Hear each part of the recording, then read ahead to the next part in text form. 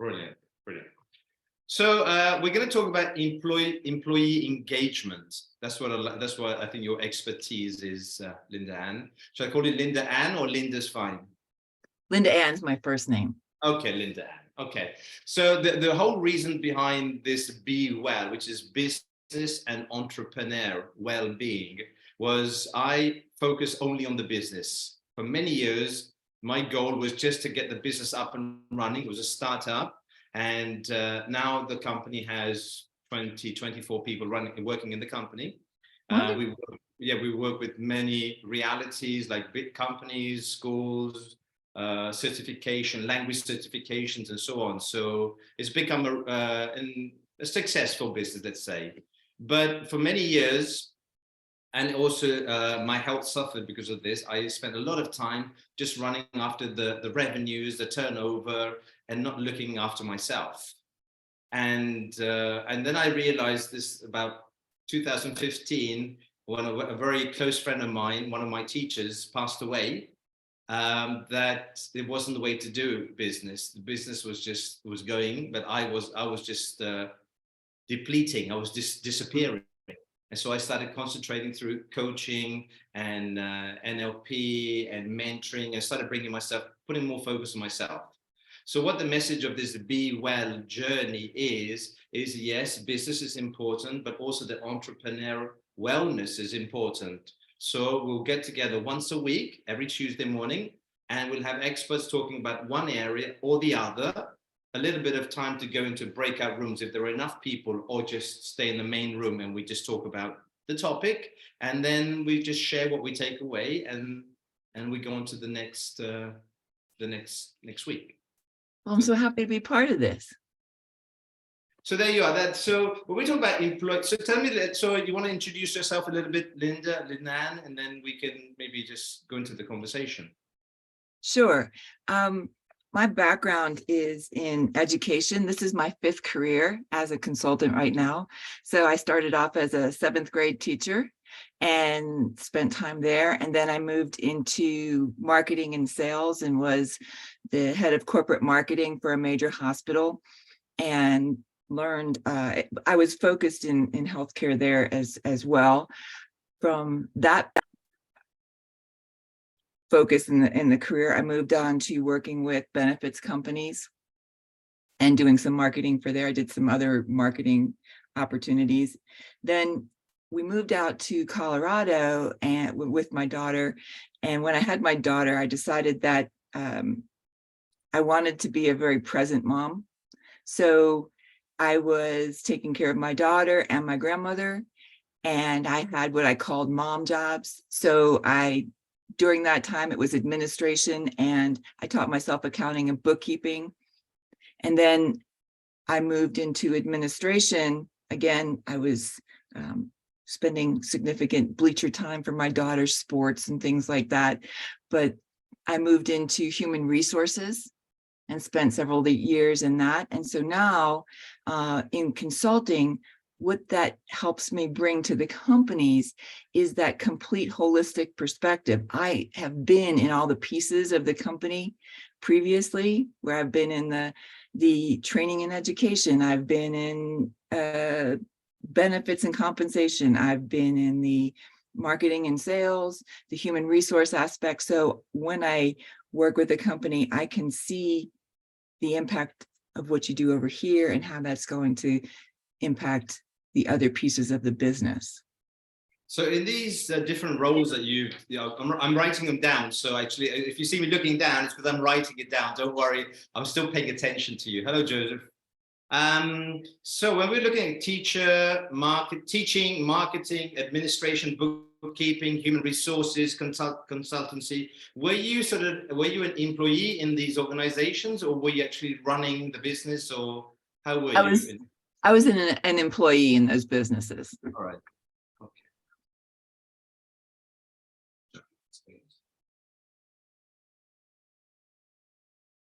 So when we look at about the employee engagement, I was looking at this. There's so much there. I mean, when you say employee engagement, I just think, well, what's so difficult about it? Just to get them to work, get your employees to work. but it's not so straightforward, I imagine. So, so No. no. So do you want me to? Yeah, let's Okay. start. Tell us a little bit about how we can get employees more engaged. What are they looking for? What are the companies looking for? What are the benefits for the companies if they do give the employees more engagement? And what are the disadvantages if they don't? That kind of thing. A little bit of insights into that employee engagement. Well, first, I think that people need to understand that employee engagement isn't a thing that you do. It's a result of a number of things that you do. So a lot of people, business owners, when they want to address employee engagement or notice that their employees are not engaged, and there's ways you can do that, they think that there's one or two things that they can do to kind of fix that problem. And that's a Band-Aid, and probably very small impact kind of Band-Aid. So one of the things that you really need to look at, the benefit to the company when you're paying attention to it, is, engaged employees tend to be 20% more effective or more profitable than a disengaged employee. The data shows that 80% of all employees, or about 80% of all employees, are disengaged. So when you look at that 20% over 80% of your company, that's a huge number. That is a huge number. 80% are disengaged. Correct. Can you define disengaged? So I have an idea, because I said I have at the school where my school, we have 20, I think it's 23 or 24 people. So if you're saying 80% are disengaged, how can we define that? What does disengaged look like? It's really where people are willing to spend that discretionary time or take that discretionary effort and put it into the company versus saying, okay, this is my defined role and I'm only doing that. And it also lends itself to what people call quiet quitting, which I don't think is an accurate term or real thing because of the shared responsibilities. But Quiet quitting. Correct. Quiet quitting. What is that? It's a term that's come about, and people use it because a lot of workers today, whether they're millennials or Gen Zs, are just doing what their job description says.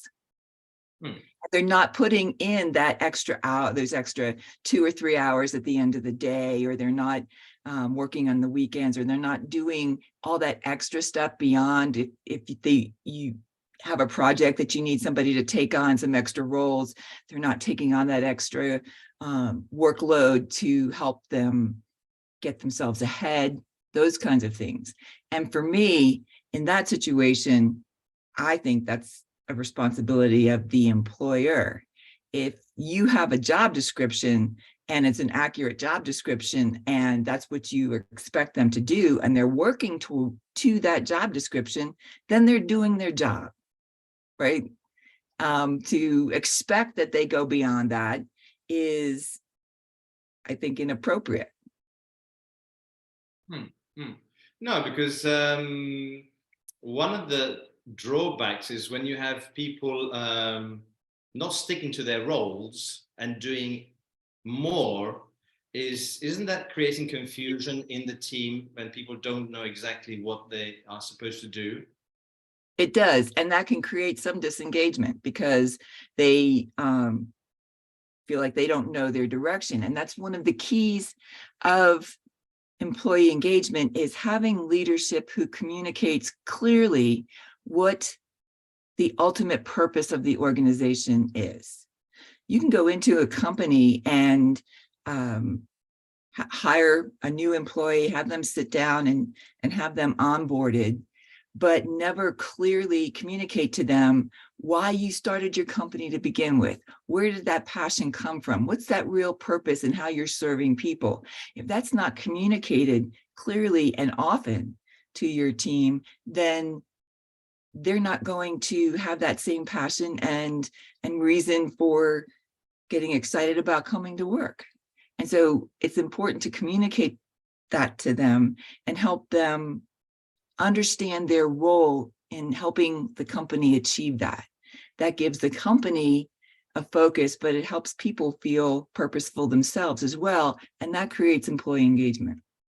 Is that something to be done when you're in the recruiting phase?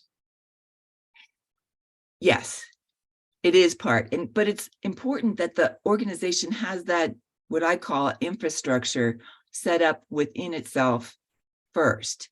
If you just do that for occasionally as you recruit somebody and you haven't communicated it and lived it with the rest of your team, it's not going to go anywhere. But if you've built that infrastructure where your leadership really understands how they're connected to that and what their role is, not only fulfilling it, but imparting it to the people they're leading, then it's going to fall flat. But if you have that process in place, then when you bring somebody on board, they're excited initially, like many employees are, but that excitement and drive and purpose continues throughout their employment with you. Would you say that some employees or even potential employees are afraid of asking those kind of questions? They just want a job. I think that has been the case, but I don't, at least here now, I don't know if it's different in Europe and in other countries, but in the US, one of the things that employees are looking for, as especially junior employees, as they're coming in, is they want to understand that purpose. They want to connect to the purpose, to be part of something that's greater than themselves and make that contribution to the world and society, and even just to achieving the organizational goals. They want to be part of that, and they also want to understand how that's going to contribute to their personal, professional development and help them move up and forward in their careers. It's a joint effort. So how does an employee's ambitions connect to an entrepreneur's ambition? So when I started my business, the reasons I started the business would be different to a potential employee's ambitions, or not? Well, for example, what was the reason you started your company? That's a good question. Because I was in a foreign country, and well, after I was teaching English. Actually, I've been teaching English for a couple of years. And I'd been moved around like a pawn in the chess set, going here, going there, going there. I was working for different schools. And then I just got absolutely exhausted. And I thought, no, this can't go on like this. I have to find my place. And at that time, looking for my place, this opportunity came along to open a school with another person. And though I didn't have any entrepreneurial background or whatever, it just felt like that's what I had to do because I wanted to work for myself. But if an employee is coming into my company now, he or she would have different ambitions, or not. But why did you choose school versus some other business? Because I was in a foreign country and there was the necessity to learn English. So a lot of people wanted to learn English, and it was something that I could do very well. So I had a qualification to do that. And it was, the demand was there. So there was the purpose was to help other people learn the language, right? A different language, so there was a purpose there. So the people coming in had a desire to also help people learn a language, and maybe they got great satisfaction out of teaching people. When you help people learn, that's fulfilling in and of itself often. So am I answering your question, or did I miss it? No. It was just trying to understand, because sometimes the employees who have come here over the 20 years I've been running my business not everyone's interested in why I started the business. Not people, rare people don't ask me. It's not like I would say to someone in the recruiting, in an interview, job interview, would you like to know why I opened the business? Yes, no, I don't know. They don't ask. Or is it something that the owner should actually, or the employer should state in the interview?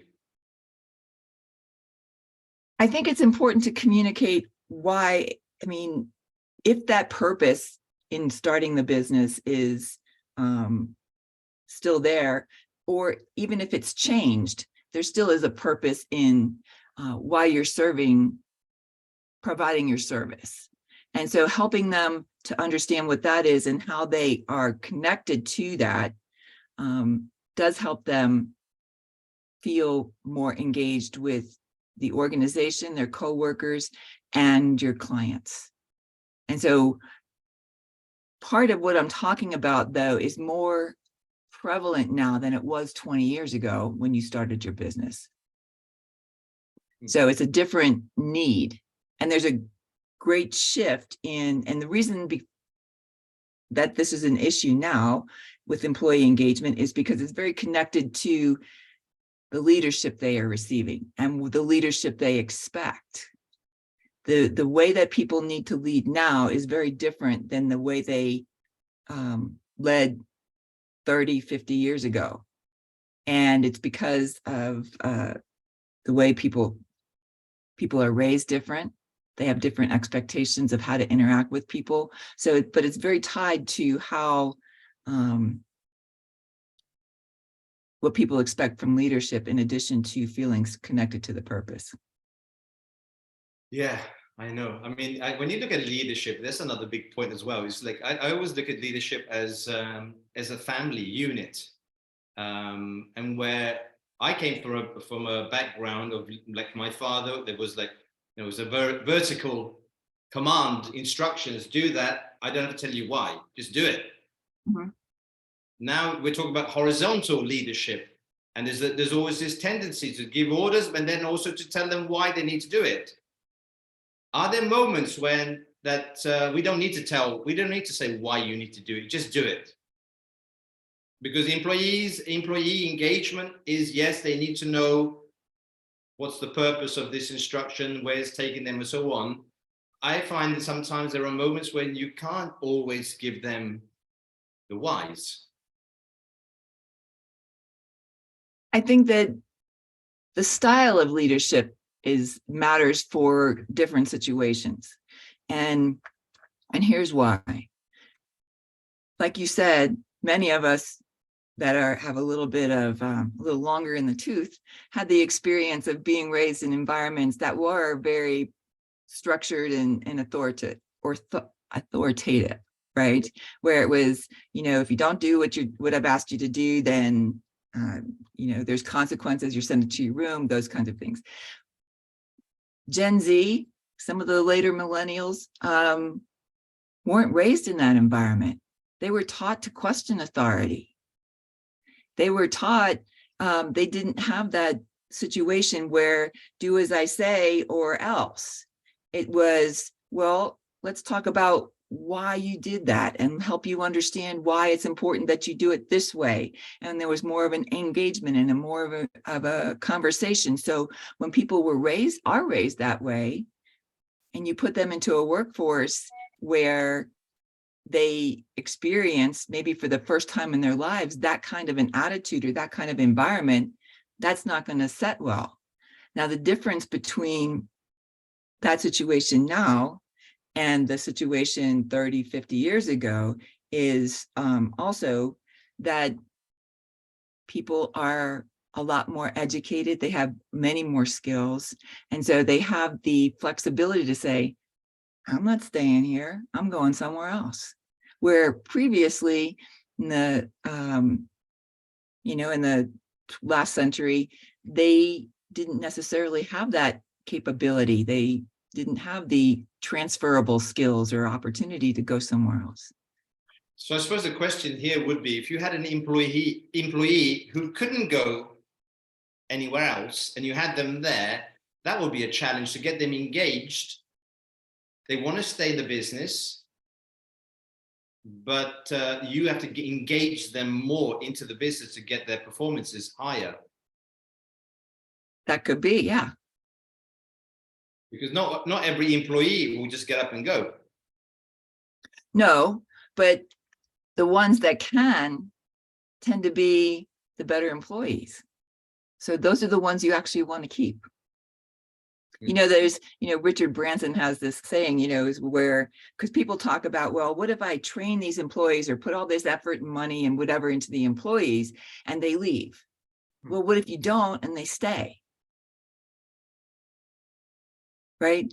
Or, and the ones that do stay are not your best employees because they don't have the skill set or the motivation that you want them to have to be that 20% more profitable.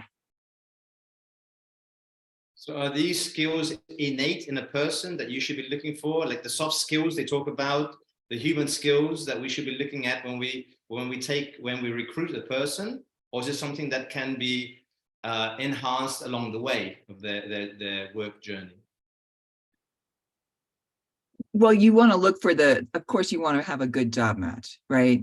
But it's the employees aren't going to engage themselves, right? So if you're looking for employee engagement, what are you expecting them to engage with? Right? If you're not providing them either that purpose or that process with your team and that leader who is giving them who's doing the good job of leading them, if they don't have something that they care about to engage with, there's not going to be any engagement.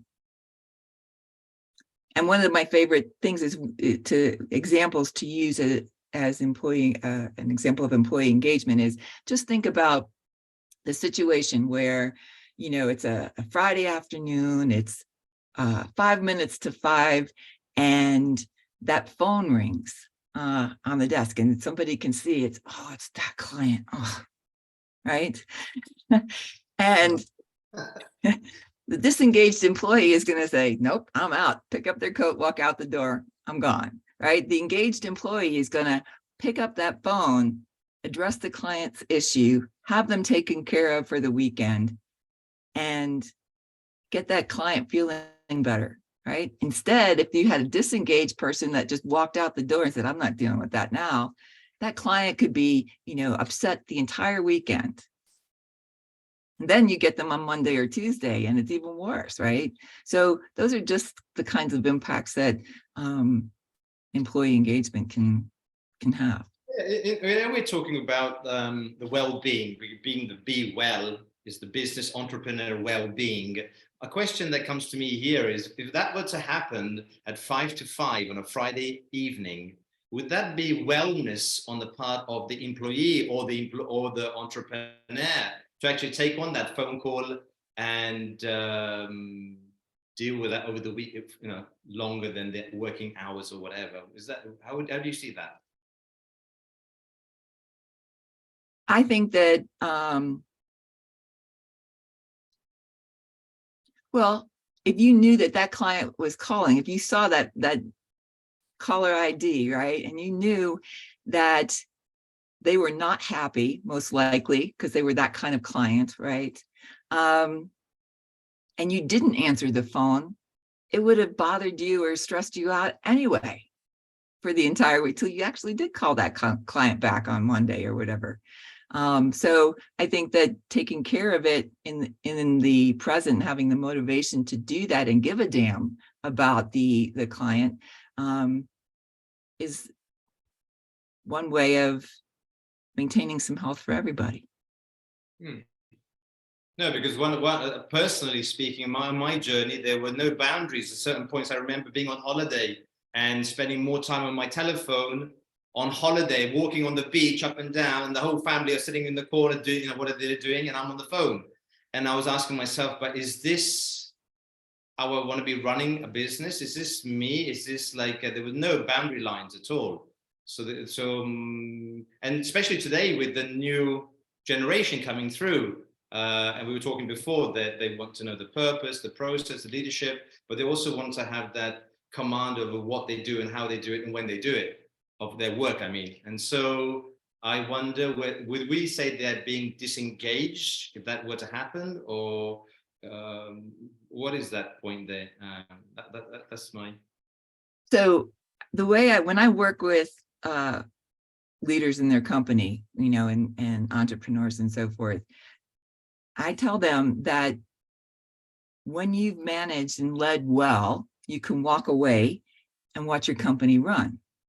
And that's because you have engaged employees who understand how to pick up responsibility, how to problem solve, how to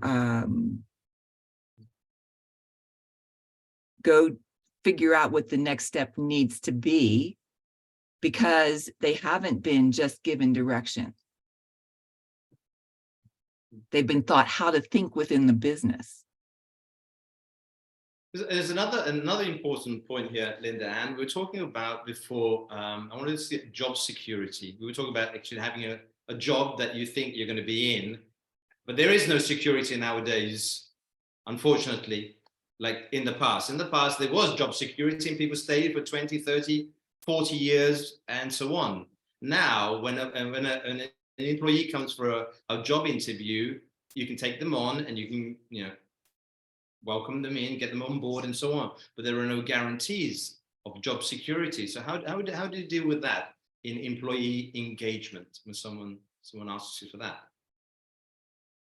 Well, your engaged employees are more likely to stay. And the thing is, when you have, if you have a retention problem, an employee retention problem, employee engagement and employee retention are related. You know, the cost of employee turnover is extraordinary. It's estimated that it costs a company 50% to 400% of their salary to replace any employee.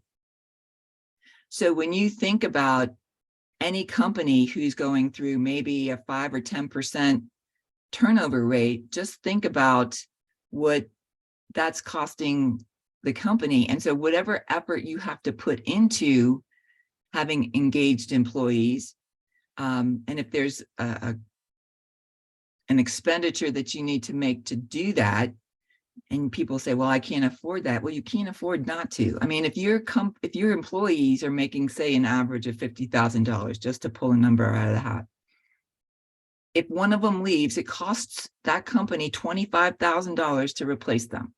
When you consider all of the ramp up time, the time that it takes to recruit them, the person's salary that's recruiting them, all the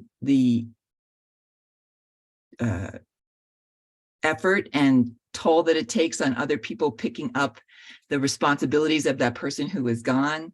And, you know, there's many equations that go into it, but when you really calculate that out, it's an extraordinary amount of money, and companies don't realize that they're losing hundreds of thousands of dollars by not really paying attention to doing what it takes to retain those employees. I was just thinking about, I mean, in your side of the world, you say soccer, and this side of the world, we say football. Okay. And I was just reflecting on some of the news that's coming in. Some of the top managers get lots and lots of, I don't know how many millions. And yet, when the team is not functioning, it's the manager that loses his job. And so employee engagement, is it the leadership? What's happened over there? And then companies will pay that manager, you know, a severance pay because they lose their job, obviously. They'll bring in another manager and pay the new manager another salary. So there's a lot of money going around that thing there. It was just an example. I was just reading about some managers being, you know, fired, sacked, and laid off. And so the question is, what is that connection with employee engagement? Why is the manager lost? his or her job? Well, I mean, it depends on, I think that athletics are a little different than the normal company structure, right? But because they have contracts that they have to be paid out and all those kinds of things. And most people, at least here, don't have employee contracts. But I think one of the flaws in some of the situations where people do have turnover is that they're not looking at the manager. Because when I would work within a company, and if they had turnover, especially a turnover rate, one of the first things I look at is, okay, where is the turnover happening? Are there specific managers or leaders that have a higher turnover than others? Because it's not really the employees then, it's the manager and how they're leading their people. And one of the things. And so the work would be to focus on engaging the manager or training the manager or giving the manager the purpose of the process. Is that right? And helping them understand how their success is connected to that purpose, right? It gives them, but also how they are, that their success is to tie to how well their employees perform. So it's their inherent in their responsibility to help those employees succeed and to lead those employees well and to motivate those employees. Motivated employees are engaged employees. And that's one of the reasons that that leadership training today is so important. I did a leadership program recently, and one of the recent statistics came out was that when asked about leadership, because up until recently, there hasn't been much done in the way of leadership training. And the statistics were that most people believe that leadership training should begin at 21, right? When a person starts their career. What actually happens is it doesn't start in most cases until they're 42. And that's typically 10 years after they've been leading people. So they've been doing this all along and haven't had any education about effective ways of leading employees.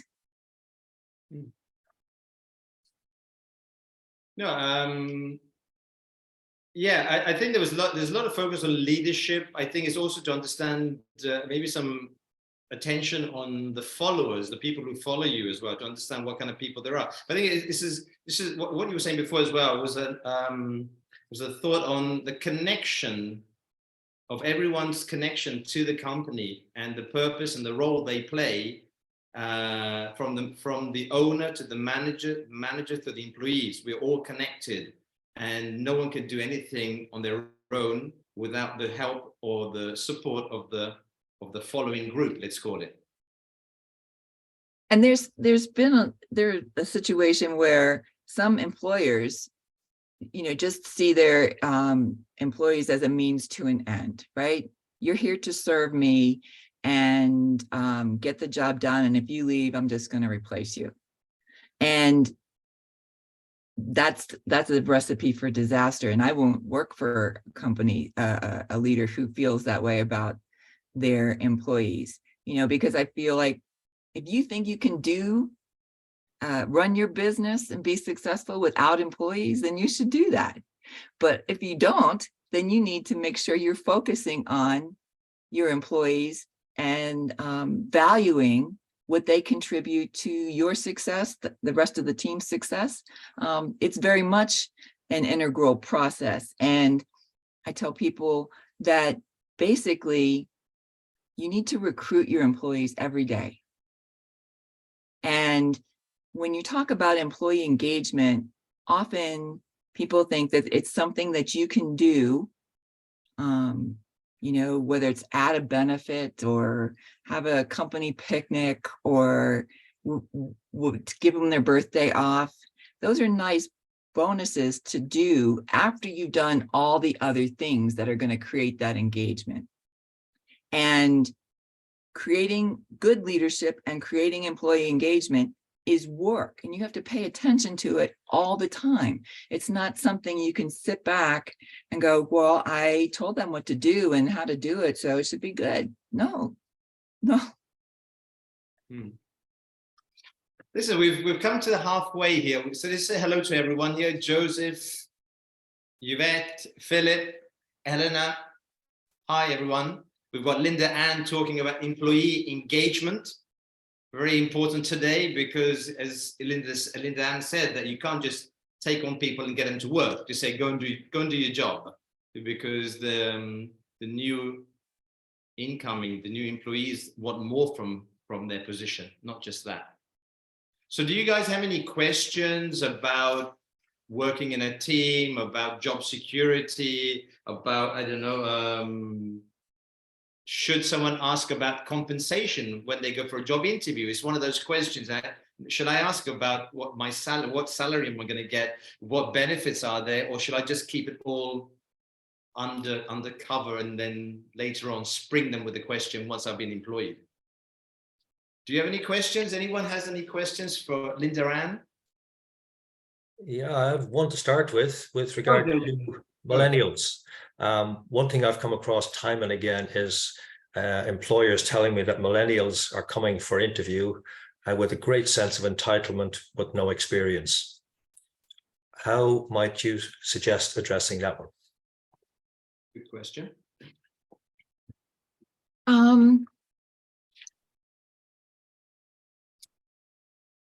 That's a good one. I don't, I think has that been your experience, or that you've had people tell you that that's how they perceive them?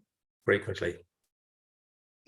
Well, I think that sometimes you also, again, you need to look at one of the ways is what they were taught to expect, right?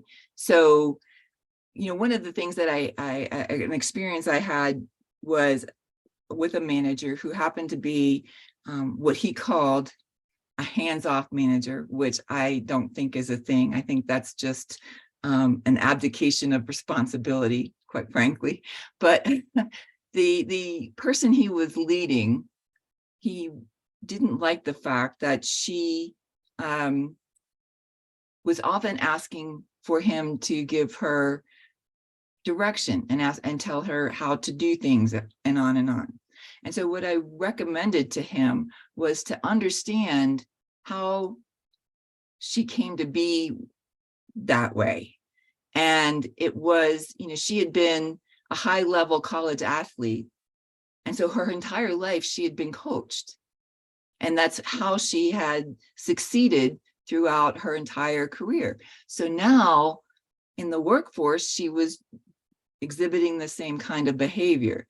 And so what I recommended to that leader was to look at it from that lens, and then go ahead and start to give her baby steps onto helping her understand how she can figure some things out on her own and take more responsibility and come with different levels of questions and things like that. So I know that some of the data has shown that there's perception that millennials are like that, but it's shown that all generations are expecting the same things from the workplace now. They all want the same kind of satisfaction from their job. They want the same level of skill in the leadership. And so I don't have a really good answer for you on that one, but I'm not sure that it's completely accurate in that. But you also have to really look at that could be just the way they were raised, and that we have to adapt to that process and figure out what is going to motivate them to get them where they need to be. Are they coming to that job without experience when the job expects experience? Not necessarily. Not necessarily. Some of them have academic experience, but very little life experience, and they expect senior roles before they've had any job experience. They expect salary, significant salary perks, like they're actually asking for it upfront.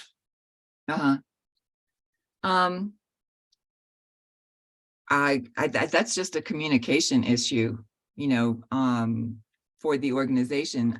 Like here, in many states here, we have to post the salary when we post the job, so that people know when they apply to the job what the salary is offering. But yeah, I don't think that we're seeing that as much here. So I apologize for not having a good direction for you.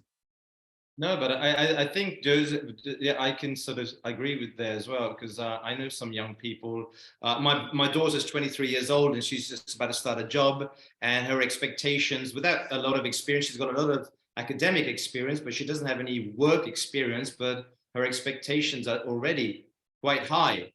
Is not, no, because the days when you did the apprenticeship and you did some experience and years, and then you started asking for a higher position, salary, and so on. Nowadays, yeah, young people are coming in already looking to work from remote or hybrid, you know, work some days, a couple of days in the office and then 3 days at home. Because they've understood that they can do this, and they're asking for more empowerment. They want to do things on their own, but how long should pass before you can give that that position to someone to be empowered to do their stuff? Should it be 6 months, 1 year of training in the company, and then you can have all these benefits? Or well, and that's part of the engagement process, is to do the professional development planning with them, so that career progression, you know, they have to see their future with your organization, so that, you know, one of the things I say to leaders is, if they don't see their future with your company, they'll see it with someone else's. So when you're working with them and you're setting their performance standards and you're setting their performance goals, that conversation needs to happen a few times a year, like at least 4 times a year, to make sure they're progressing on it, but to help them understand what those steps are, and then evaluating their progress against it, so that they can see what it is that they need to do to get where they want to be. And not have it be some ethereal thing like, well, I'll let you know when you get there, you know. Helena, you got a question for LindaAnn? I do have a question, but I was also wanted to comment on this because it's very interesting, and I can see, and I don't know if what I'm gonna say, I would love for LindaAnn to whether agree, feel free, but it's like, it feels like we're in this threshold of all way of working and the really new way of working, and it's gonna be tense and it's gonna be uncomfortable until we find a middle way, because how it feels is like new generations. And also feeling it for me from experience, new generations come much more empowered in some way, psychologically, come much more empowered than our generations and previous were. We were very more submissive, much more submissive. Like, this is your salary, you shut up, this is your job, you shut up, you do it, da, da, da. Right now, they're different, and it's important for us to acknowledge that, not in a resistant way, because that creates problems for everybody. But in a way, like how now, this is the time to innovate. But again, we are in that moment of tug of war, whether who's right, who's wrong. And it's nobody who's right or wrong. It's just new generations are forcing us to think things differently, and to acknowledge that they come much more empowered than we used to be. And instead of seeing that as a negative, it's like, how can I take that empowerment and utilize it for them and for the company? Because they come full on energized. Well, let's use that instead of putting brakes on it and saying, you need to lower your thing. You shouldn't talk and demand all of these things. And I've done a lot of jobs in the past where I said I had the experience and I didn't, and I did the job. I learned on the job, and I did the job. And after, I was given even more job because I was learning like this. So so that's why I'm kind of relating in some way, because I felt empowered. I could do the job and I could do it, but I couldn't say that I didn't have the experience, because they would have said no, or my salary would have been very little. But I know that in my capabilities that I could do the job and learn on the job what I didn't know. So obviously I was asking for more. And these kids right now with internet, they have much more knowledge than we used to have when we were young. So they have more access to self-development by themselves. So that helps a lot to that empowerment that they feel. You know, they have more access to all the time, even through TikTok, you can learn about leadership and psychology and everything. So that is huge change for new generations that we didn't have. So yeah, I was just thinking kind of to be more perhaps compassionate, but also kind of understand that this is the moment where we need to really be creative, and both sides need to find a new middle ground to work together, I guess. I don't know. What do you think, Linda? And then I have a question for Linda, but after, yeah. No, I think that's great perspective. And, you know, even when I would recruit people, one of the first questions I would ask them was, so what's the dream? What's the big picture? Tell me what you're looking for. Because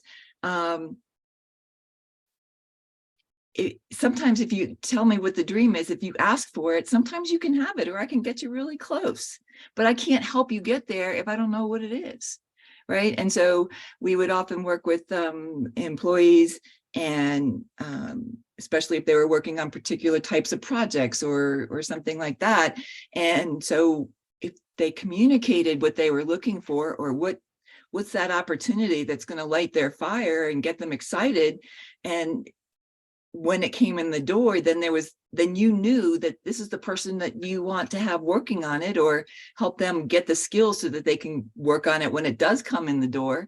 And that's an enormous way of helping people feel engaged, and like we have a mutual responsibility.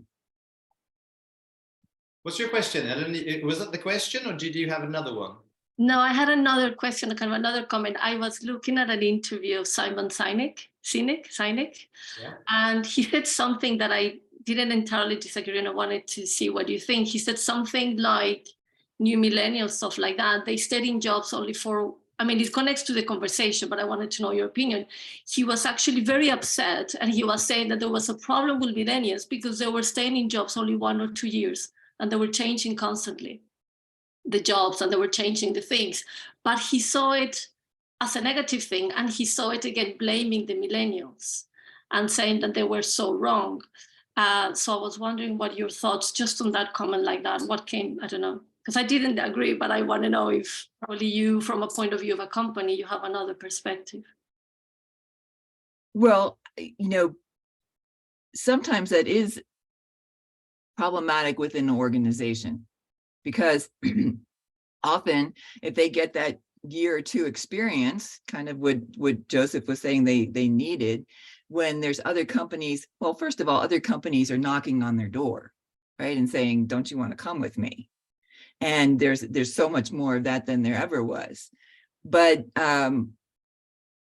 in certain companies, or the structure is, if you're not paying industry rate and you're not providing the same level of opportunity and benefits as the competitors are, then they're gonna walk, because they can go and get a $10,000 raise somewhere else for that experience. And so, pardon me, it's really important for companies to make sure that they're doing their analysis on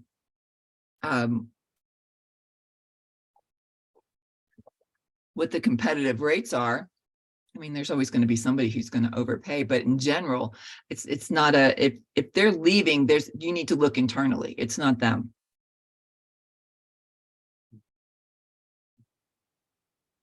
Anyone got Philip? Yep. Looking at the new millenniums, and you're coming in and employee, what are you looking for from your, Yeah, because I'm part of that group, aren't I? The millennials, depending on who you ask. And I guess what I'm looking for from an employer is to be straight with me, to communicate with me, and to give me clear guidance, clear goals that I can reach, and to leave my spare time for me to handle as I want. I guess that's the main thing. I was listening to what Helena said as well, and it's interesting with these things where the internet has allowed us to communicate so much more with other people, even around the world. And I guess also we've been conditioned to, for example, stupid example, but if I want to have a phone, if I want to have something that I want to call with my phone for every month, and I pay, let's say, 10 euros a month or something. For me to get the best deal, I have to jump between the providers always, right? And I think I see that a little bit as in a work situation as well, where if I work at a place for 4 or 5 years and I ask for a raise, the chances are quite slim. But if I go to another person and I kind of threaten the situation with my previous employer, then maybe there's a bigger chance. And so maybe this also conditions us not to be as loyal, so to speak.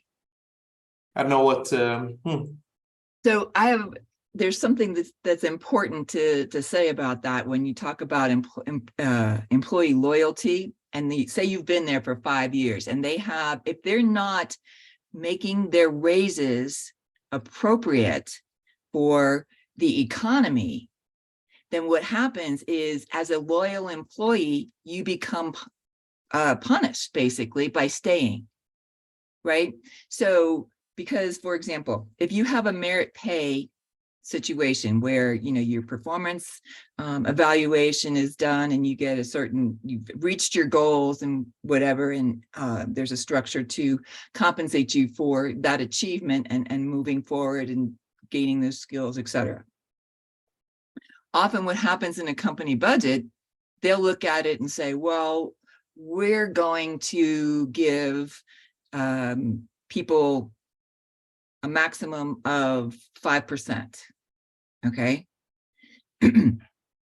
Well, if the cost of living, if the inflation rate, the cost of living has gone up 3% during that time, then that only allows for a 2% margin for the merit pay.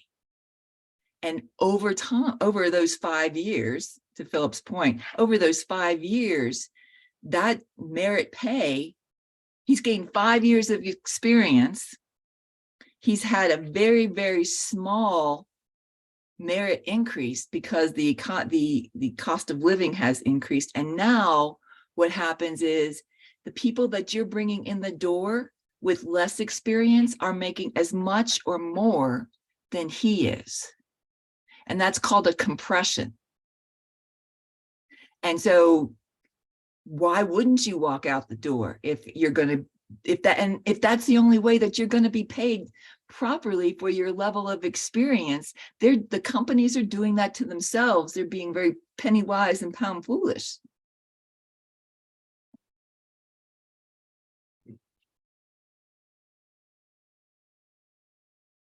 Yvette, do you have a question for LindaAnn? Maybe something about all this compensation, and I can understand it. So bringing in people today from the market, in the job market, you need to compensate them adequately. On the other hand, you've got some experienced employees in the company that are looking at the new employees coming in and saying, I should be getting more. So do you have do you put in a pay structure, or I don't know, what kind of questions do you have? Actually, the first thought that I had to ask everyone was about loyalty, but then Philip brought it in and it was so amazing. And then so I was just, and I also resonate with what LindaAnn said about, the 5% merit increase in 5 years versus this new employee coming. And so that really happened, and it was so frustrating for an employee. So that it removes that happiness, that feeling of, okay, I've been so loyal, but then this is how you treat me. And so I'll look for other options. I will see where they will value me more for what I know. And I think that is how it is also. I thought it was only here in our country, but then I see that it is universal. Yeah, that is how it is. Generally, I think it is how you value this employee, whether they would be new or old. It's how you value them as a person. It is so important whether they would be millennial or old school. And I don't, for us here, like in our country, it's inflation is very high. And last May 1st was Labor Day, and they're asking for increase. And so it's the usual problem. How can we increase, give pay increase? When, if we do that, then how will we give salary for so much employees? So are we gonna cut down so that we can give your increase? So it's really, I don't know what kind of, if would that be a psych war, or would that be an economic war between the employee and the employer? So that's another question that I have. Uh, how to balance that thing, especially when inflation rates are very high. So one point with that though, okay, and it's a cyclical or a self-serving process, right?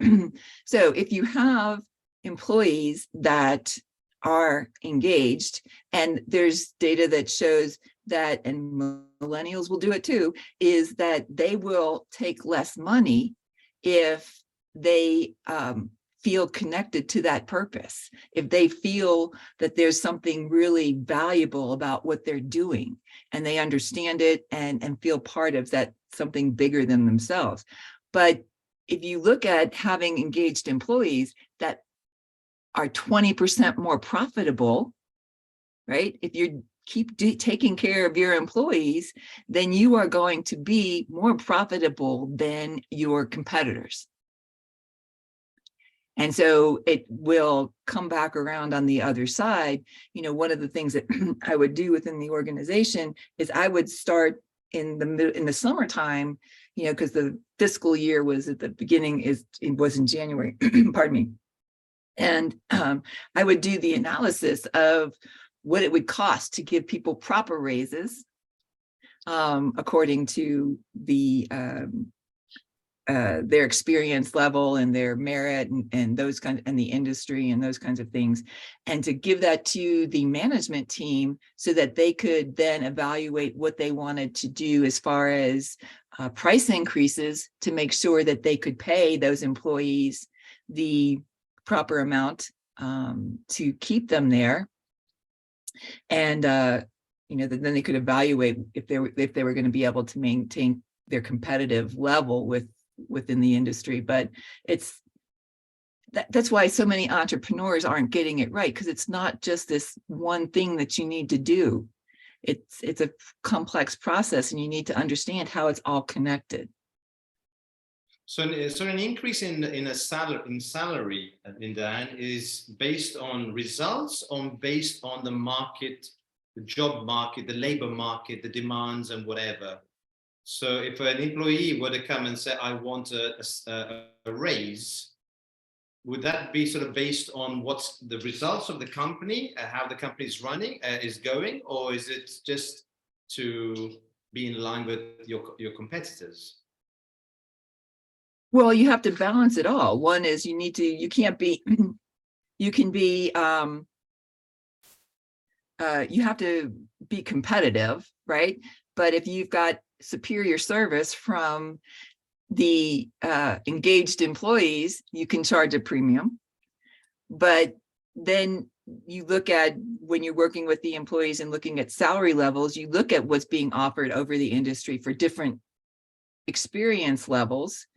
And so that, when somebody says, I want a pay raise, you look at it within that context. Okay, there's a range within your experience level and so forth. And then if you've done something like taken on additional responsibility, or brought in a great client, or created a new product, or any of those things, those can be compensated as part of the merit and the additional or bonus system, however you want to structure it. So it can be a combination of both. Yeah, I think it's one of the things that as an entrepreneur, you have to juggle that as well to understand. You want to keep your best people, but you also got to make it sustainable. You can't keep your best people at a high cost and the things are not coming in. The revenue is not increasing, whatever. It all sort of, all adds up. It's a cycle. It's a whole circle basically. So where if what's coming in is sustainable, you can keep your best people. To keep your best people engaged, you need to compensate them at the level of the job market. So yeah, it's all interconnected. So listen, we're coming to the end. I just want to say thank you to LindaAnn, who's connected to us at 3 o'clock in the morning. So it's something that we don't know, but at her time, she's in Dakota, which is at 3 in the morning now.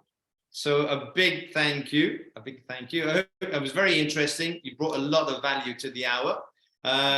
Is anyone taking your takeaways, Helena? I think that my takeaway is, I love this, what you said before, LindaAnn, recruit your employees every day. Every day, exactly. I wrote that down on my notebook here.